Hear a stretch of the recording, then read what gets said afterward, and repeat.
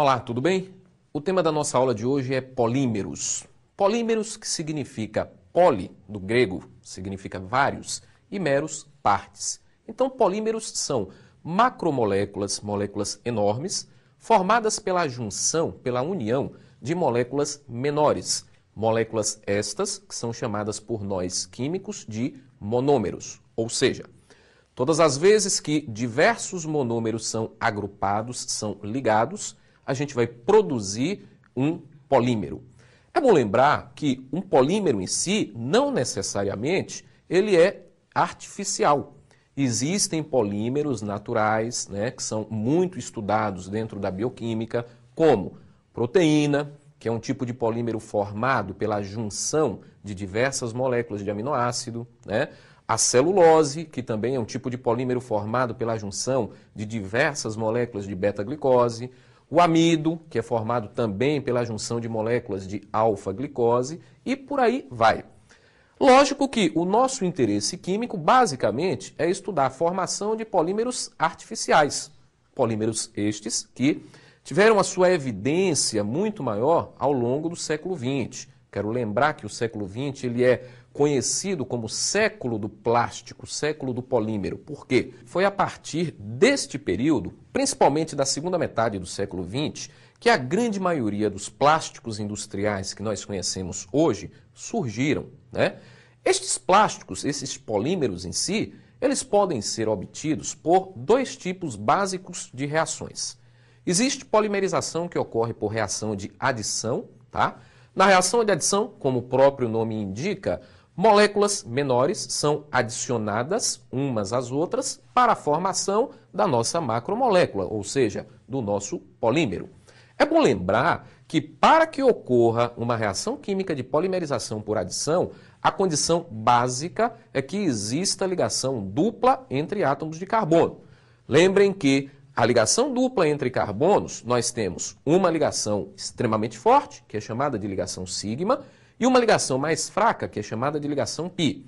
É esta ligação pi que é quebrada na presença de catalisadores com pressão, temperatura adequada e que vai propiciar a formação de radicais livres. Radicais estes que vão participar da reação química de polimerização. Os principais polímeros de adição e as suas aplicações são polietileno, que é o polímero disparado, o polímero mais importante industrialmente, aquele polímero que é produzido em maior quantidade. E este polímero ele é obtido a partir da reação de eteno. A matéria-prima básica é exatamente o eteno. O eteno, quando é colocado em reatores com catalisadores na presença de peróxido, ele vai sofrer uma polimerização, produzindo dois tipos de polímeros básicos. Polietileno de baixa densidade e polietileno de alta densidade. É um polietileno que apresenta propriedades bem diferentes. O de baixa densidade, ele é utilizado na fabricação de materiais mais maleáveis, como sacolas plásticas, talheres. E o polietileno de alta densidade, ele é utilizado para materiais mais rígidos, como brinquedos, alguns utensílios domésticos, de forma que a diferença na polimerização está simplesmente no fato da cadeia ser linear ou ramificada. Um outro polímero muito importante, também formado por reação de adição, é o polipropileno. Polímero esse derivado do propeno, que também na presença de catalisadores específicos vai sofrer polimerização por rearranjo, formando estruturas moleculares maiores. Como ele é mais rígido, ele é utilizado na fabricação de quê? Cordas para varais, utilizado na fabricação de para-choques de automóveis, também pelo fato da sua rigidez maior. O policloreto de vinila, outro polímero que tem uma produção enorme mundialmente falando, é utilizado na fabricação de tubos e conexões, utilizado na fabricação de pisos, utilizado na fabricação de capas para guarda-chuvas, e este tem uma propriedade especial. Ele não propaga chamas. Pelo fato de não propagar chamas, ele é utilizado normalmente em indústrias como isolante elétrico. O Teflon, outro velho conhecido nosso, é derivado da polimerização do tetrafluoreteno. Polímero esse que tem uma inércia química muito grande, ou seja, dificilmente ele participa de reações químicas. Tem um coeficiente de atrito extremamente baixo, o que permite ser utilizado na fabricação de panelas antiaderentes, formação de fita veda-rosca e também na produção de isolantes elétricos. Isso se deve ao fato da sua inércia química, como foi citado. Por último, nós temos também um outro polímero de escala industrial muito grande, que é o poliestireno. Polímero esse derivado do estireno e que é matéria-prima básica para a produção de isopor. Quero lembrar que aqui foram citados apenas alguns dos polímeros por adição. Lembrem-se que existe uma vasta gama de polímeros de adição que não foram citados, mas que apresentam propriedades das mais diversas e que são utilizadas por nós também em nosso dia a dia. Por outro lado, a polimerização por condensação ocorre entre grupamentos funcionais, normalmente entre ácidos carboxílicos e poliálcois ou ácidos carboxílicos e poliaminas. Esta reação é caracterizada sempre pela eliminação de moléculas menores, normalmente molécula de água, de ácido clorídrico ou de amônia.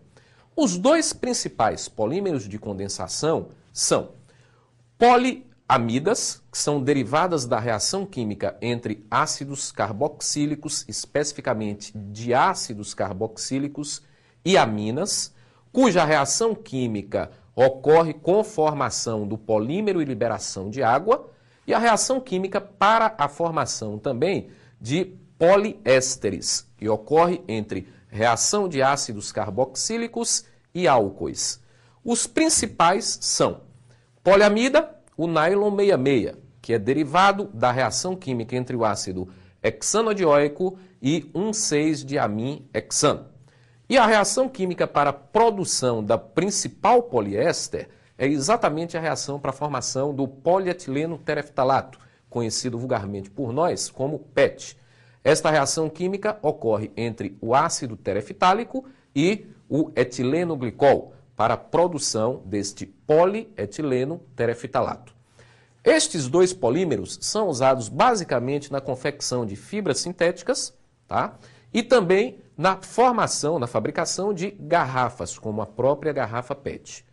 É bom lembrar, a gente não pode esquecer, que nós estamos falando aqui de plásticos que são importantes, é impossível se imaginar a vida hoje sem um polímero plástico, mas que também provoca em nosso mundo um índice de poluição altíssimo. É por esse motivo, que nós estamos desenvolvendo hoje outros tipos de polímeros não derivados diretamente do petróleo, mas que são polímeros biodegradáveis.